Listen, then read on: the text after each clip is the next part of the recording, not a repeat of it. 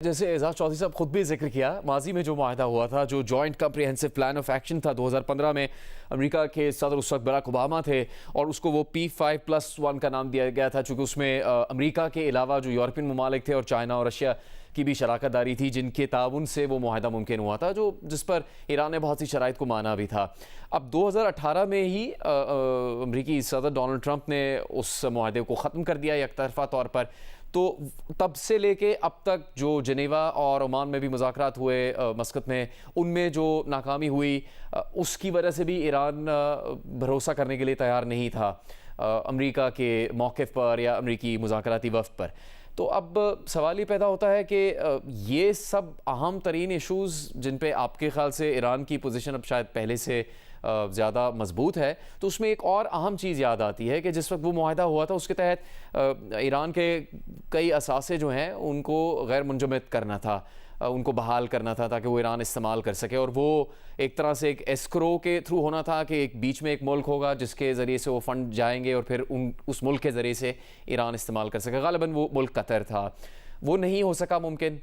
तो अब ये भी एक मुतालबा शामिल है ईरान का कि उसके असासे जो मुंजमद किए गए उनको बहाल किया जाए, और ज़ाहिर है इस मुतालिक मज़ीद भी मुआशी तौर पर वो मुतालबात कर चुके हैं। वो तो यहाँ तक कहते रहे हैं कि जो जंग में नुकसान और तबाही अमरीका और इसराइल की वजह से हुई है, उसका वो एक तरह से मुआवजा अदा किया जाए ईरान को। जी जी बिल्कुल, ये सारे मुतालबात मेज़ पर हैं क्योंकि वो 15 नुकात और 10 नुकात जो हैं उनमें ये सारी बातें अब कवर हो रही हैं। लेकिन जो मैंने आपसे अर्ज़ किया ना कि न्यूक्लियर साइड पे जो मुआहिदा हो गया था, आपने सही कहा 2015 का, और उसके नतीजे में यूएन की सैंक्शन तो उठ गई थी, अमेरिका की सैंक्शन अलबत्ता भी नहीं उठी थी। तो उसके बाद जब 2018 में डोनाल्ड ट्रंप साहब ने पुल बैक कर दिया, उसके बावजूद भी ईरानियंस रेडी थे कंसेशंस देने के लिए। आखिर वक्त तक, ये ओमान तक, यानी 27 फरवरी तक भी ईरानी राजी नहीं थे, राजी थे कि जी अब हम उसको तैयार हैं। लेकिन अब मुझे कुछ ऐसा नजर आ रहा है कि ईरानी अब ये समझते हैं कि खित्ते की सही, और मुझे ये ख्याल कहाँ से आया, मुझे तो जवाद जरीफ साहब जो इनके नेगोशिएटर थे पहली वाली जी डील जी। के, और फिर फॉरेन मिनिस्टर बड़ी देर रहे, उन्होंने जब न्यूयॉर्क टाइम्स में आर्टिकल लिखा तो उन्होंने अब ये बात बीच में लेकर आए हैं कि जी ईरान अभी भी तैयार है कम करने के लिए अपनी एनरिचमेंट, लेकिन अब पूरे खित्ते की सतह पर होगा, ताकि बाकी बाकी भी तो यही महसूस करें ना। जिस तरह अगर ईरान से सबको महफूज करना है तो ईरान को भी तो महफूज करना है ना बाकियों से। तो मुराद उनकी इस तरह ही है ज्यादातर। लेकिन कल को और भी खित्ते के ममालिक ऐसे हैं जो इस किस्म के यानी उनके पास पीसफुल न्यूक्लियर एनर्जी तो है, लेकिन वो मिलिटराइज कर सकते हैं उसको। इसलिए ईरान चाहता है कि अब रीजन वाइड एक अरेंजमेंट होनी चाहिए। उससे मुझे लगता है कि अब ये न्यूक्लियर इश्यूज के ऊपर शायद आज की शाम फैसला ना हो। अब ये शायद ये मामला जो है ना, अगली जो राउंड होगा नेगोशिएशंस का, जब भी कभी ये तय करेंगे उसमें चला जाएगा। अब जैसे आपने जवाद ज़रीफ साहब को जिक्र किया, उन्होंने फॉरेन अफेयर्स में भी अपनी एक तहरीर वहाँ पर उनकी सामने आई थी कि how Iran should and the war, कि वो क्या डील हो सकती है जो ईरान ले और इस जंग को ख़त्म कर दे।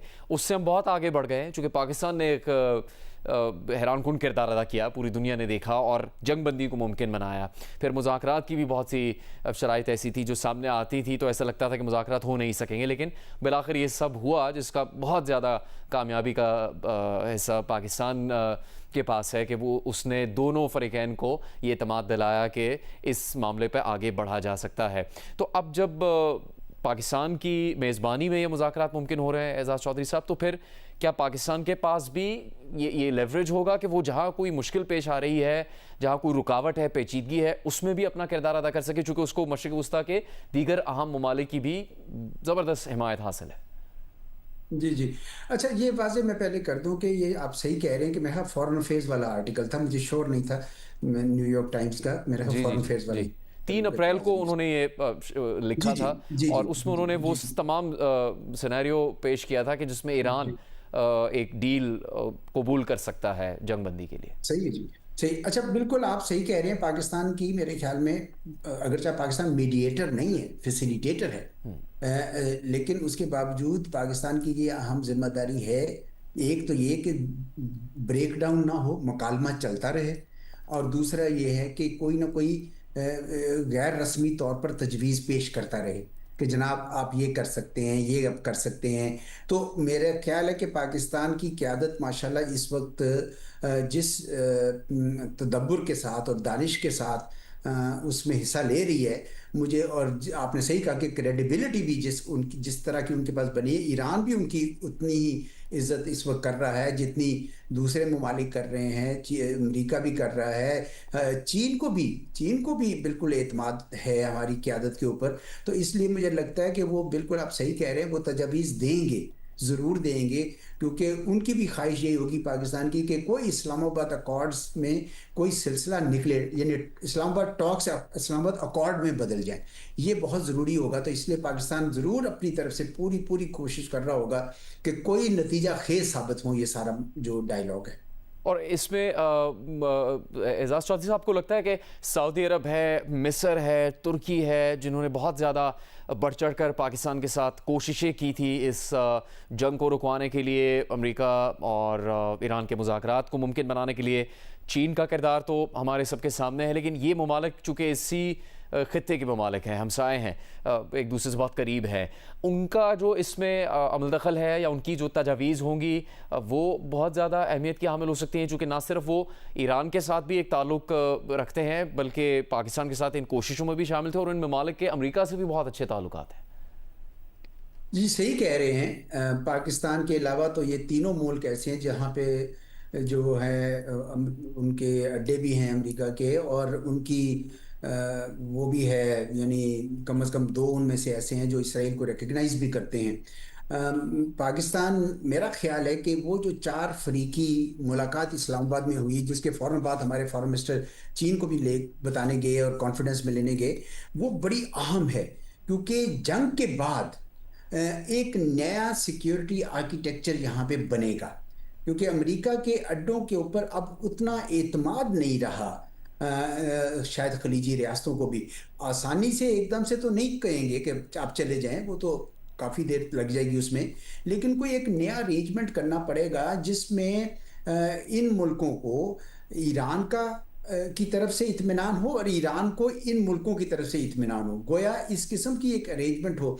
मुझे याद पड़ता है कि मैंने एक किसी आर्टिकल में भी लिखा कि चीन का जो ग्लोबल सिक्योरिटी इनिशिएटिव है, जिसमें वो ये कहता है कि कलेक्टिव सिक्योरिटी होनी चाहिए, इनडिविजिबल सिक्योरिटी का लफ्ज़ बोलते हैं, जिसका मतलब ये है कि एक मुल्क उसी वक्त तक सिक्योर है जब दूसरा मुल्क सिक्योर है। गोया ये सारे के सारे मुल्क अगर एक लड़ी में परोए जाएं, एक ऐसी अरेंजमेंट में परोए जाएं जिसमें सारे जमानत दें दूसरे की हिफाजत की, दूसरे की कि भाई हम आपके ऊपर अटैक नहीं करेंगे, तो वो उसके लिए ये चारों मुल्क जो यहाँ जमा हुए थे ना पाकिस्तान में, यानी सऊदी अरेबिया, तुर्की, इजिप्ट और पाकिस्तान, ये सब बहुत ज़बरदस्त किरदार अदा कर सकते हैं।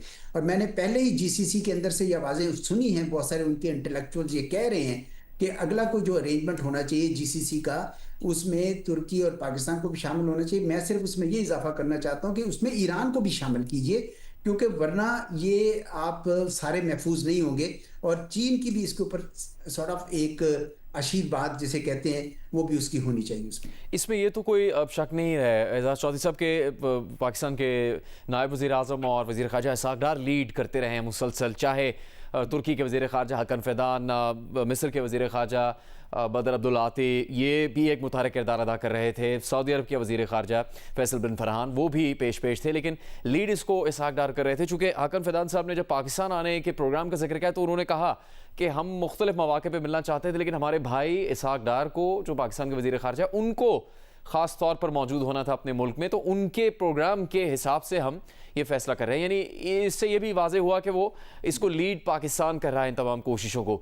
लेकिन साथ ही तुर्की के वज़ीर ख़ारजा ने यह भी कहा था कि इसराइल एक तो जंग तो कर ही रहा है अमेरिका के साथ मिलकर ईरान के ख़िलाफ़, उसकी एक और कोशिश भी है कि मशरिक़ वस्ता के ममालिक को भी आपस में लड़वाया जा सके, जिसको हम मुमकिन नहीं होने देंगे, और उसके लिए भी हम मुसलसल कोशिशें कर रहे हैं और उसमें वो कामयाब भी हुए। तो क्या वो ख़तरा अब टल चुका है आपके ख्याल से मशरिक़ वस्ता में? जी, वो ख़तरा तो जारी रहेगा जब तक जंग जारी रहती है। इसीलिए तो मैंने कहा कि एक तो जंग बंदी में तोसी और इसराइल का उस जंग बंदी में शरीक होना। मैं नहीं समझता कि ईरान अपने तौर पर खलीजी रियासतों पर कोई हमला करना चाहेगा। और मैंने ये भी देखा है और आपने भी देखा है कि खलीजी रियासतों ने बावजूद इसराइल की कोशिश के और मुल्कों की, उन्होंने इस जंग में शरीक हुए नहीं हैं। और वो खुद उनके ऊपर जा रहे थे, उनके अमेरिका के अड्डे जो थे वहां पे ऊपर, लेकिन उन्होंने कोई जवाबी कार्रवाई नहीं की है। उसका मतलब ये है कि वो भी जंग नहीं चाहते। इसलिए मुझे ज़्यादा मैं पुर उम्मीद हूँ कि इस जंग के बाद या जब भी ये सुलह सफाई हो जाती है, कोई पीस सेटलमेंट होती है, वो पीस सेटलमेंट जो है उसके अंदर बहुत ज़रूरी होगा कि ये सारे ममालिक भी और इस और ईरान भी ये एक दूसरे को ये सिक्योरिटी गारंटीज दें कि हम एक दूसरे पर हमला नहीं करेंगे। फिर क्या होगा कि ये जितने अब्राहम्स अकॉर्ड में शामिल हो रहे हैं लोग इसराइल की खातिर, वो भी ज़रा अपने फैसले पर रिव्यू करेंगे कि भाई हमें क्या इसराइल की चालों का मुर्तकब होना चाहिए कि भाई ईरान और खलीजी रियासतें आपस में लड़ भिड़ कर एक दूसरे को कमज़ोर कर दें और इसराइल आराम से अपना एक बड़ा सा ग्रेटर इसराइल बना ले। ये अब सारे सवाल पहले तो छुपे हुए थे ना, अब ये सारे जुनेद साहब उठ के आ गए हैं, सामने आ गए हैं। जी। इसीलिए मैंने कहा कि ये अरेंजमेंट इनको करनी पड़ेगी। अब ये नहीं हो सकता कि उसके बगैर कि जी आप ईरान को के खिलाफ इसराइल को लड़ाते रहें और ईरान और इसराइल कमज़ोर होते रहें, या ये है कि खलीजी रियासतें और ईरान कमज़ोर होता रहे ताकि इसराइल को फ़ायदा हो। अब कम अज़ कम मेरा ख्याल है मुसलमान मुल्कों को ये आ जानी चाहिए सोच और फरासत कि हमें अब एक कलेक्टिव सिक्योरिटी अरेंजमेंट आपस में करनी होगी। बेहतरीन, वेरी वेल, बहुत शुक्रिया।